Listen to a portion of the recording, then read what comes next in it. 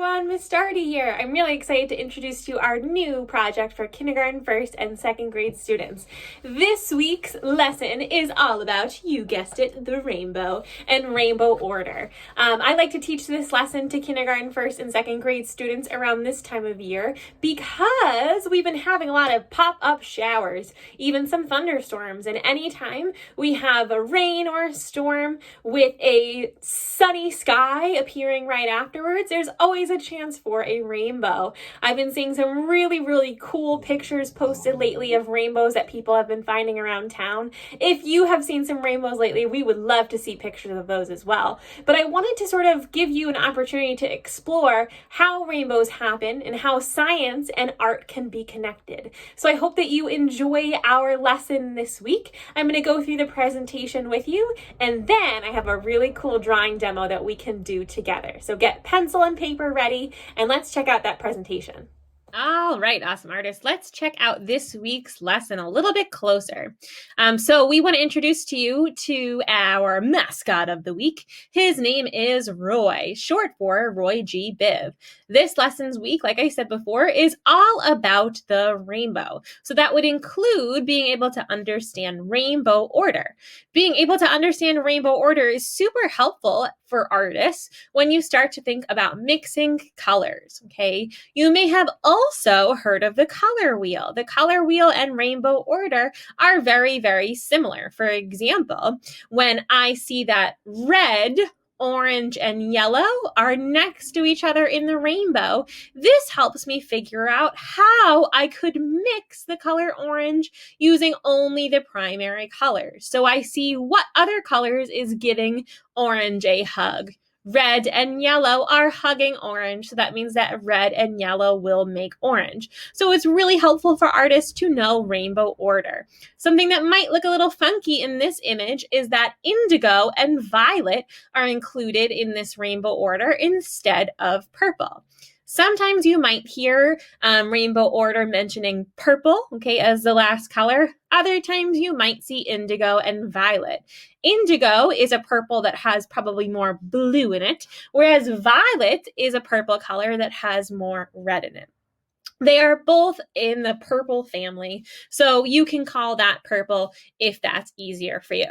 Okay, if you're still learning rainbow order, I would definitely check out this really awesome video, and I would hit play on that video. But fair warning, this song is extremely catchy and it will get stuck in your head. It sometimes drives adults crazy too, but that's okay sometimes. If you're curious about the science behind rainbows and how rainbows form in nature, I would also check out this video and perhaps participate in this artsy science experiment at home. It's very easy using materials that you have at home. You'll need a clear water glass filled with water about halfway, a white piece of paper, and of course, plenty of sunshine. So if you're up for a challenge and you're a little bit curious, try this artsy science experiment. Here are your choices for the week. The reason why you have choices is because I love the rainbow so much, I just couldn't decide which lesson I wanted you to do. So I'm going to let you choose.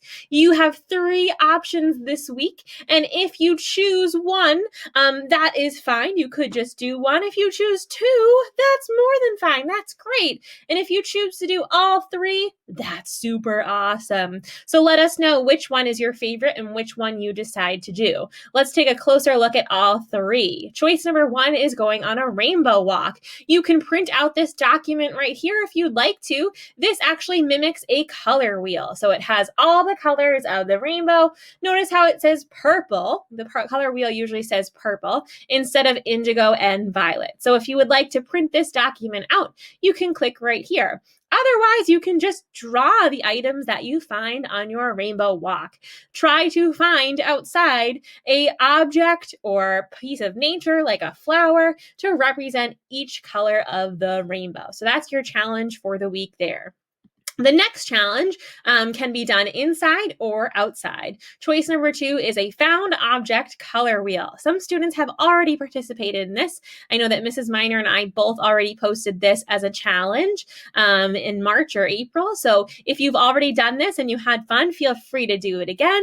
But I know the students who participate in this end up having a lot of fun. Basically, what you're going to do is create a color wheel, rainbow order, using objects that you find inside your home. The challenge is to arrange the objects in the correct order and try to make sure that you find enough objects to represent the whole rainbow. Sometimes you may even find objects that are kind of in between yellow and green. Maybe they're more of a yellow-green. So that's okay too. Just make sure your objects are in the correct order. Okay. To share this project with us, you are going to need to take a picture of your objects.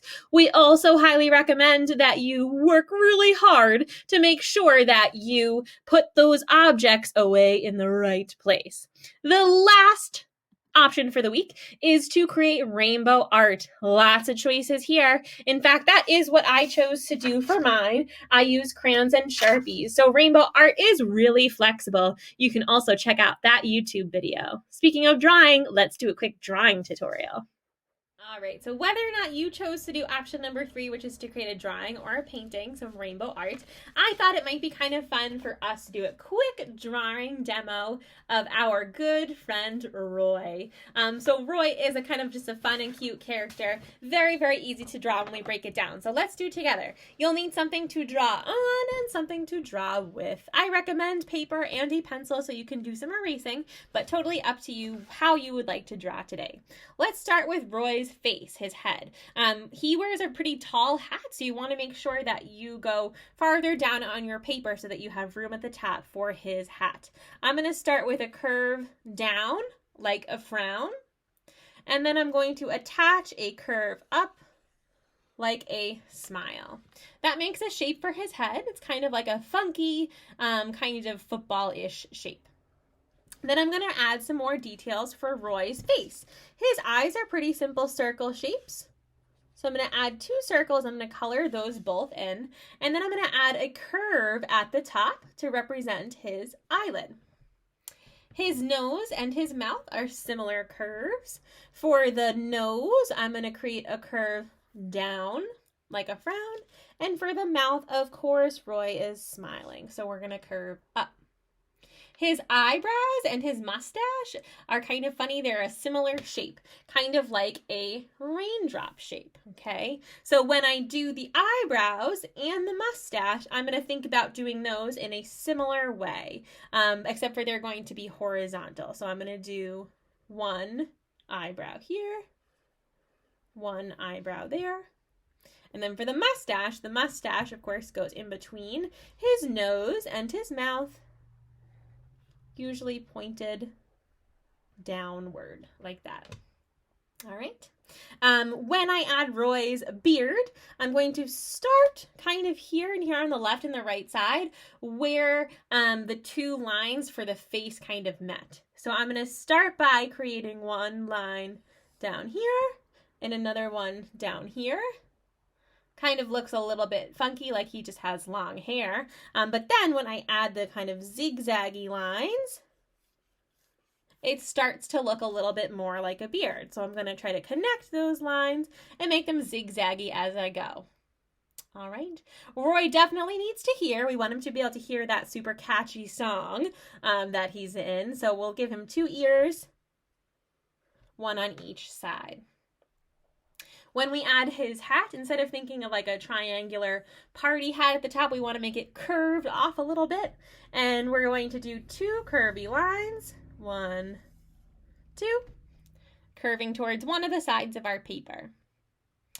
Something that Roy has on his hat that's pretty recognizable is the stripes that represent each color of the rainbow. So you can do it with your pencil or whatever drawing material you have. You can count out the colors of the rainbow, or you can just go in with crayons or markers later and do it like that. So for example, we're going to say red, orange, yellow, green, blue, indigo instead of purple, and then violet. All right. So if you want to stop there and you just want to do Roy's face, that's fine too, but it's pretty easy to add his hands, okay, and his legs if you would like to go the extra mile. So if I want to make his hands coming out, I can make 2 lines up here, give him some hands, and then of course for his body, we're going to keep it kind of simple, and we're going to give him 2 legs like this, okay? His feet are kind of funny because it's kind of strange to draw toes. So you can add toes if you want, or you can make it look like he's wearing shoes. Whatever you'd like. Okay. If you choose to make Roy part of your drawing or painting for the week, that could be kind of fun. You can include him in your art, or you can just color him later, and it can be a separate piece of art that you created. Again, we hope you have fun with our rainbow lesson for the week. We love the rainbow so much that we couldn't decide on just one way for you to create, so that we hope that you get to explore the options that would be fun for you, and perhaps you can even do something with your family. As always, make sure you take some pictures of your final product. We're putting together some virtual art shows, and it makes us smile when we see the pictures of your art and your hard work at home. So enjoy!